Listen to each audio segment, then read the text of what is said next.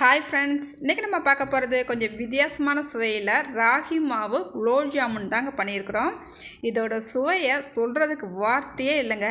அப்படியே அந்த சிரப்போடு அப்படியே ஒரு குலோப் ஜாமுன் எடுத்து அப்படியே வாயில் வச்சு அப்படியே சாப்பிடும் போது அப்பப்பப்பப்பப்பா அப்படி ஒரு சாஃப்டாக அவ்வளோ டேஸ்ட்டாக இருக்குங்க.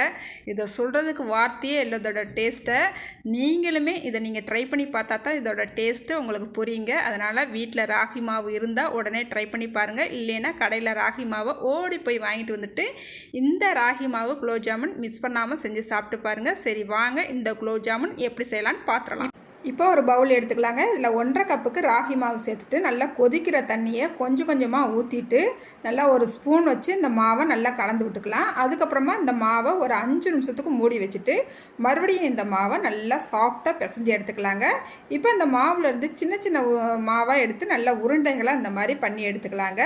அதுக்கப்புறமா இதை ஒரு இட்லி சட்டியில் வச்சு நம்ம வேக வச்சு எடுக்க போகிறோம். இப்போ ஒரு இட்லி சட்டியை அடுப்பில் வச்சாச்சு. தண்ணி நல்லா கொதி வந்துடுச்சு.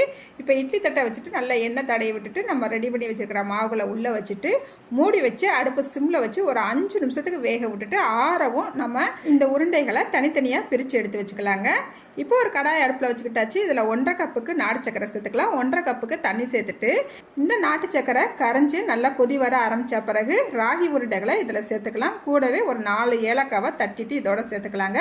அடுப்பை மிதமான தீயில் வச்சுக்கிட்டு ஒரு 3 நிமிஷத்துக்கு நல்லா வேக வச்சுட்டு அடுப்பை நல்லா ஹையில் வச்சுட்டு கொஞ்சமாக தேங்காய் பூ சேர்த்துட்டு 1 நிமிஷம் இதை நல்லா வேக விட்டுட்டு மறுபடியும் 1 நிமிஷம் சிம்மில் வச்சு வேக விட்டுட்டு அடுப்பை ஆஃப் பண்ணிடலாங்க.